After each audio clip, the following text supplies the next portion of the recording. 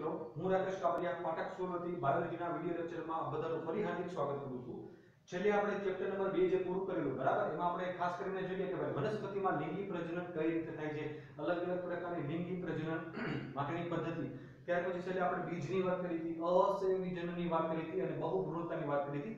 Chapter આપણે પૂરું કરેલું. આજે આપણે નવું ચેપ્ટર ચાલુ કરવા માટે જઈ રહ્યા છીએ. આપણું ચેપ્ટર નંબર 1 જેનું નામ છે સજીવોમાં પ્રજનન. તો સૌથી પહેલા સાદી રીતે સમજી લઈએ કે પ્રજનન એટલે શું.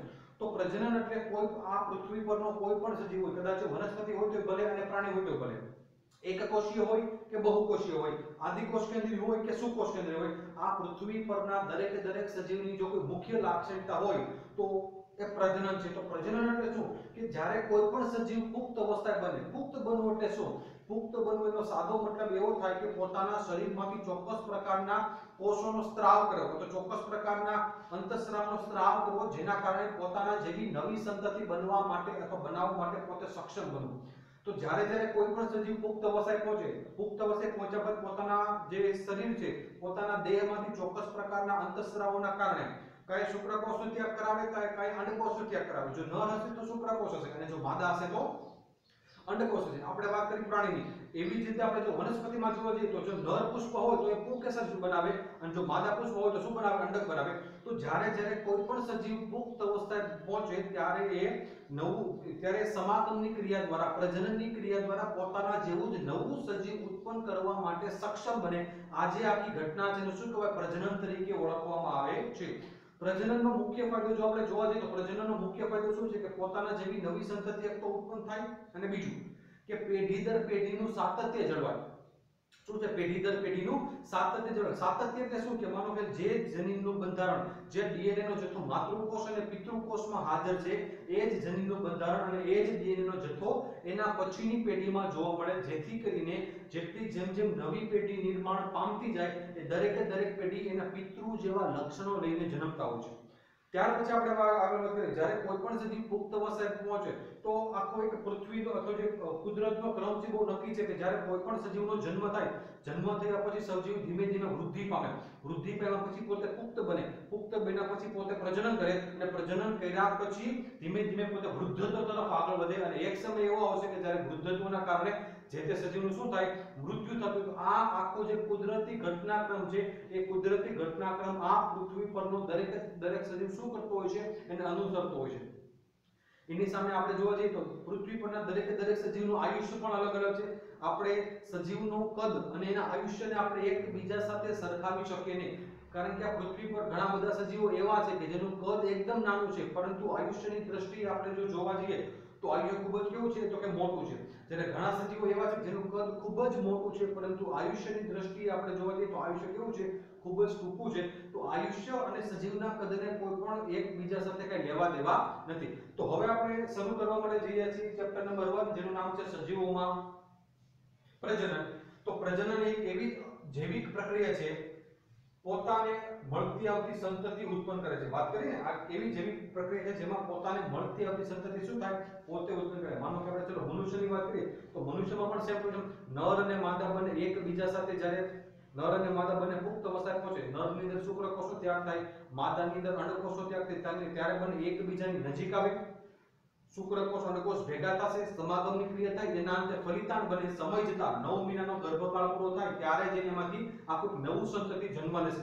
તો આ શું છે? જૈવિક ક્રિયા છે, જેમાં જૈવિક ઘટકો ભાગ ભજવે છે. જૈવિક શું કામ કીધું?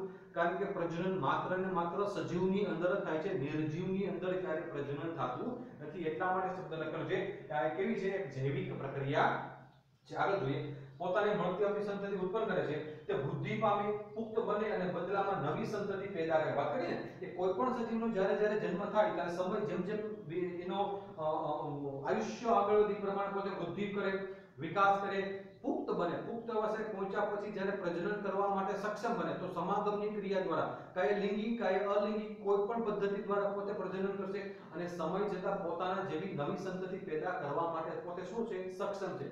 તો પ્રજનન કરવું એ દરેક સજીવની લાક્ષણિકતા છે અને પ્રજનન થાય તો જ જે તે પેઢી છે અથવા જે તે સજીવ છે એ સજીવ પોતાનું આયુષ્ય, પોતાનો વારસો આ પૃથ્વી પર ટકાવી રાખે. બીજું, આમ જન્મ, વૃદ્ધિ અને મૃત્યુનું ચક્ર સતત ચાલ્યા જ કરે છે. પ્રજનનથી પેઢી દર પેઢીની સાતત્યતા જળવાય. વાત કરી ને કે કોઈ પણ સજીવનો જન્મ થાય, એ જન્મ વૃદ્ધિ મતલબ જન્મ થયેલો સજીવ વૃદ્ધિ પામે, વિકાસ કરે, પ્રજનન કરે અને સમય જતાં મૃત્યુ પામે. તો આનું આ ચક્ર છે એ આમને આમ કરોડો વર્ષથી ચાલતું આવે છે અને હજુ પણ કરોડો વર્ષ સુધી આમને આમ ચાલતું રહેશે. તો આ પ્રજનનની મુખ્ય લાક્ષણિકતા શું છે? પ્રજનનની મુખ્ય લાક્ષણિકતા એ છે કે કોઈ પણ જાતિના સજીવો છે એ સજીવોનું આયુષ્ય, એ સજીવોનું અસ્તિત્વ આ પૃથ્વી પર ટકાવી રાખવું.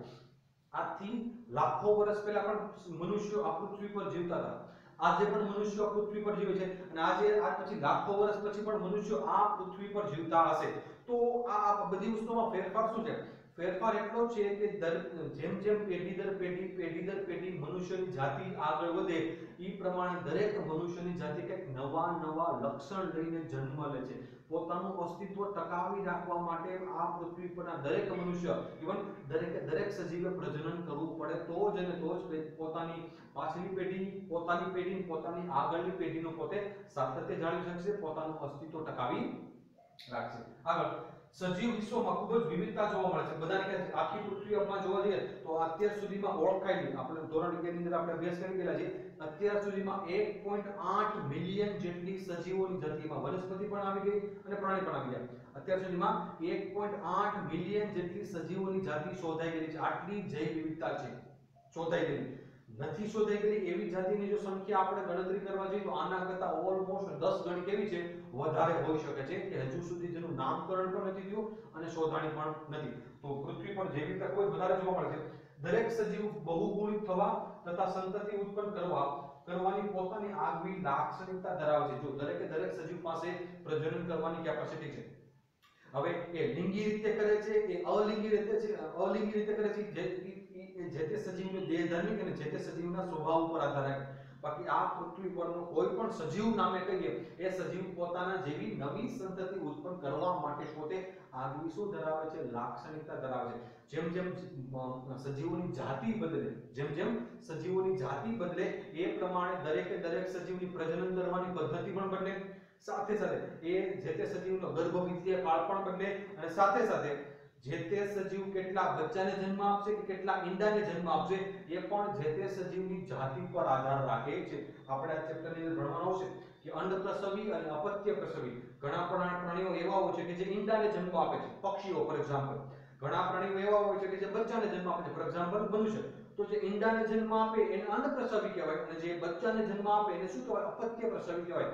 આપણે ડિટેલમાં આના વિશે જ્યારે આપણે તબક્કો આવશે જ્યારે ભણવાનો ત્યારે આપણે જોશું. આગળ જોઈએ સજીવ કઈ રીતે પ્રજનન કરે છે તે માટે તેનું નિવાસસ્થાન, તેની દેહધાર્મિક ક્રિયા તથા બીજા અન્ય પરિબળો જવાબદાર છે. મેં વાત કરી ને કે દરેક સજીવ પ્રજનન તો કરે છે પણ કઈ રીતે પ્રજનન કરે છે, કઈ પદ્ધતિ દ્વારા, લિંગી કે અલિંગી, પાણીમાં કે જમીન ઉપર, એ જે તે સજીવની જાતિ ઉપર, જે તે સજીવના નિવાસસ્થાન ઉપર આધાર રાખે. કારણ કે અમુક પ્રાણીઓ એવા છે કે જે પાણીમાં રહેવા માટે ટેવાયેલા છે તો એ જલજ પાણીની અંદર પોતે પ્રજનન કરશે. અમુક પ્રાણીઓ એવા છે કે જે જમીન ઉપર રહેવા માટે ટેવાયેલા છે તો પોતે જમીન ઉપર રહીને પોતે પ્રજનન કરશે. જે તે સજીવની આંતરિક અને બાહ્ય દેહધાર્મિક ક્રિયા ઉપર આધાર રાખશે. આગળ જોઈએ પ્રજનન ક્રિયામાં એક કે બે સજીવો ભાગ લે છે તેના આધારે તેના બે પ્રકાર છે. આપણે વાત કરી કે ભાઈ અમુક પ્રજનનની જેવી ઘટના છે એમાં એક જ સજીવ ભાગ લે, અમુક છે એમાં બે સજીવ ભાગ લે. તો જે પ્રજનનની ક્રિયામાં માત્ર એક જ સજીવ ભાગ લેશે તો માત્ર એક જ પિતૃ ભાગ લેશે. એક જ પિતૃ છે એ પોતાના જેવી નવી સંતતિને જન્મ આપશે. તો જો એક જ પિતૃ ભાગ લેતી હશે જે પ્રજનનની ક્રિયામાં તો એને અલિંગી પ્રજનન તરીકે ઓળખવામાં આવે છે. અને જે પ્રજનનની ક્રિયામાં બે અલગ પિતૃ ભાગ લેતા હોય, એકને આપણે નર કહીએ, એકને આપણે માદા કહીએ, જો બે અલગ સજીવો, બે અલગ પિતૃઓ, બે વિરુદ્ધ જાતિના પિતૃઓ જે પ્રજનનની ઘટનામાં ભાગ લેતા હોય એવા પ્રકારની પ્રજનન પદ્ધતિને શું કહેવાય? લિંગી પ્રજનન તરીકે ઓળખવામાં આવે છે. જોઈએ જ્યારે એક જ પિતૃના જન્યુમાંથી નવી સંતતિ નિર્માણ પામે તો તેને અલિંગી પ્રજનન. વાત કરીને એક જ પિતૃમાંથી નવી સંતતિ નિર્માણ પામે પણ ખાલી ફેરફાર એટલો છે, લિંગી અલિંગી પ્રજનનમાં ખાલી ફેરફાર માત્ર એટલો છે કે અલિંગી પ્રજનન દ્વારા ખૂબ જ વિશાળ સંખ્યામાં નવા સજીવો ઉત્પન્ન થાય અને આ જે સજીવો છે એ વિવિધ પ્રકારની જટિલતા ધરાવતા નથી અને એનો જે ગર્ભવિદ્યા કાળ છે, એનું જે પ્રજનન પદ્ધતિ છે એ ખૂબ જ સરળ પ્રકારનું વિભાજન પણ છે અને ખૂબ જ સરળ પ્રકારનો ગર્ભવિદ્યા કાળ ધરાવે છે.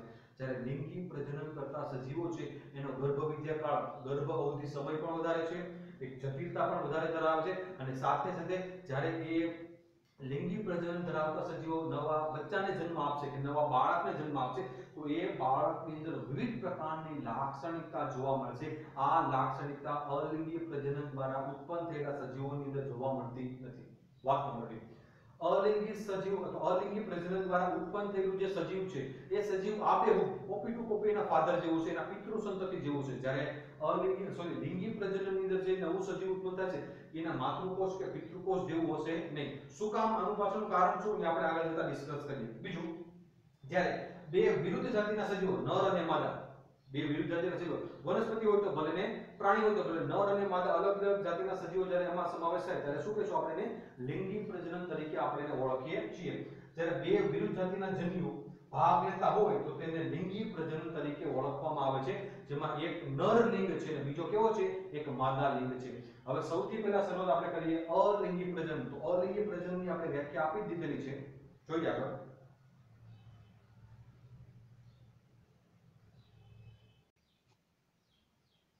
હવે આપણે વાત કરીએ અલિંગી પ્રજનન. તો અલિંગી પ્રજનનનો આપણે શરૂઆતમાં વાત કરી. અલિંગી પ્રજનન એટલે શું? કે જેમાં માત્ર એક જ પિતૃમાંથી આખી નવી સંતતિનું શું થતું હોય? નિર્માણ થતું હોય. અલિંગી પ્રજનનમાં માત્ર એક જ પિતૃમાંથી નવી સંતતિનું નિર્માણ થતું હોય, પરંતુ ખાલી ફેર એટલો છે કે નિર્માણ પામવાવાળી સંતતિ છે એના પિતૃકોષ છે અથવા જે પિતૃ છે એની આબેહૂબ કોપી છે, ઝેરોક્સ કોપી છે. આપણે કેમ કોઈ પણ વસ્તુની ઝેરોક્સ કરાવીએ તો એની આબેહૂબ કોપી બને છે, ભલે ખાલી બ્લેક એન્ડ વ્હાઇટ બને તો ખાલી ફેર, પરંતુ આબેહૂબ કોપી એક્ઝેક્ટ કોપી એવી બનશે. તો અલિંગી પ્રજનનના ટર્મમાં પણ એવું છે કે જે અલિંગી પ્રજનન કરતા જે સજીવો છે, જે નીચલી કક્ષાના સજીવો છે, એ સજીવોની અંદર આ અલિંગી પ્રજનન દ્વારા જે નવી સંતતિ જે નિર્માણ પામે છે, આ સંતતિ આબેહૂબ એના પિતૃ કોપી જેવી હશે. જોઈએ, આ પદ્ધતિમાં એક પિતૃ સંતતિ સર્જવાની ક્ષમતા ધરાવે છે. પરિણામે સર્જાતી સંતતિ એકબીજાના જેવી જ નહીં પરંતુ પિતૃની આબેહૂબ પ્રતિકૃતિ હોય છે, જેને આપણે ક્લોન તરીકે ઓળખીએ છીએ. ક્લોન, આબેહૂબ કોપી. જ્યારે બે પિતૃ પ્રજનનની અંદર ભાગ લે છે ત્યારે નિર્માણ પામતી સંતતિ એકબીજાથી અલગ અલગ હોય. શું કામ? કારણ કે જ્યારે નરના શુક્રકોષ અને માદાના અંડકોષનું મિલન થાય તો આપણે ફોર એક્ઝામ્પલ મનુષ્યની વાત કરીએ તો મનુષ્યની અંદર ટોટલ 46 નંગ રંગસૂત્ર, ઇટ મીન્સ કે 23 જોડ રંગસૂત્રની હોય. હવે જ્યારે ફલિતાંડનું નિર્માણ થાય તો બધા કહે ફલિતાંડના નિર્માણમાં બે કોષ કેન્દ્ર ભાગ લે, એક નરનો અને એક માદાનો. તો નરનું કોષ કેન્દ્ર, નરનો મતલબ જ્યારે ભાગ આવશે ત્યારે પોતે 23 નંગ રંગસૂત્ર આપશે. જ્યારે માદાનો વારો આવશે ત્યારે માદા પણ કેટલા? 23 નંગ રંગસૂત્ર આપશે. આમ 23 + 23 ભેગા કરીને 46 નંગ રંગસૂત્ર બને. ઇટ મીન્સ કે 23 જોડ રંગસૂત્ર ફલિતાંડની અંદર આવે. હવે આખી પ્રોસેસ શું થાય કે 46 નંગ જે રંગસૂત્ર આવે છે એમાંથી 50% રંગસૂત્ર માતાના છે, 50% રંગસૂત્ર કોના છે? તો કે પિતાના છે. તો એનો મતલબ એ કે જ્યારે જ્યારે સજીવ આગળ આગળ વૃદ્ધિ પામશે, વિકાસ પામશે અને પોતાના જેવી નવી સંતતિ ઉત્પન્ન કરવા માટે સક્ષમ બનશે ત્યારે એક્ઝેક્ટલી શું થશે કે આ જે નવું સજીવ છે એ નવું સજીવ 50% માતાના અને 50% પિતાના લક્ષણ લઈને જન્મશે. તો નથી એક્ઝેક્ટ માતા જેવું દેખાતું, નથી એક્ઝેક્ટ એના પિતા જેવું દેખાતું. એ બંનેની આબેહૂબ કોપી ક્યારે પણ બનતું નથી. આગળ જોઈએ, આમ બાહ્યાકાર અને જનીનિક રીતે સમાન સજીવો માટે જનીનિક પ્રતિકૃતિ શબ્દ વપરાય છે. આપણે વાત કરીએ કે જે નીચલી કક્ષાના સજીવો છે કે જેમાં ખાસ કરીને અલિંગી પ્રજનન જોવા મળે, અમીબા છે, પેરામીશિયમ છે, બેક્ટેરિયા છે, આ જે બધા સજીવો છે કે જે નીચલી કક્ષાના સજીવો છે એની અંદર અલિંગી પ્રજનન દ્વારા જે સજીવો ઉત્પન્ન થાય એના પિતાની આબેહૂબ અથવા પ્રતિકૃતિ હોય. અને બીજું કે અલિંગી પ્રજનન દ્વારા ઉત્પન્ન થયેલા જે સજીવોની સંખ્યા જો આપણે જોવા જઈએ તો ટૂંક સમયમાં, થોડાક જ સમયમાં લાખોની સંખ્યામાં પોતાના જેવી નવી સંતતિ ઉત્પન્ન કરવા માટે પોતે કેવા છે? સક્ષમ છે. આ વાત આપણે ધોરણ 11 ની અંદર ભણી ચૂકેલા છીએ કે માનો કે એક્ઝામ્પલ તરીકે માનો કે ઈકોલાઈ લઈએ તો ઈકોલાઈ 20 મિનિટની અંદર પોતાના જેવી નવી સંતતિ ઉત્પન્ન કરે છે. ઈકોલાઈ 20 મિનિટની અંદર પોતાના જેવો નવો સજીવ ઉત્પન્ન કરે. એની સામે તમે ઈસ્ટ જોવા જાવ તો ઈસ્ટ 90 મિનિટની અંદર પોતાના જેવો નવો સજીવ ઉત્પન્ન કરે. વાત આપણે 11મા ધોરણની અંદર આવી ગયેલી છે, ચેપ્ટર નંબર 10 કોષ ચક્ર અને કોષ વિભાજનમાં. ઈકોલાઈ 20 મિનિટમાં પોતાના જેવો નવો સજીવ પેદા કરે. ઈસ્ટ 90 મિનિટમાં પોતાના જેવો નવો સજીવ પેદા કરે. અને જ્યારે મનુષ્ય છે એ એક કોષમાંથી બે કોષ બનવા માટે કેટલા 24 કલાક જેટલો સમય લાગે છે.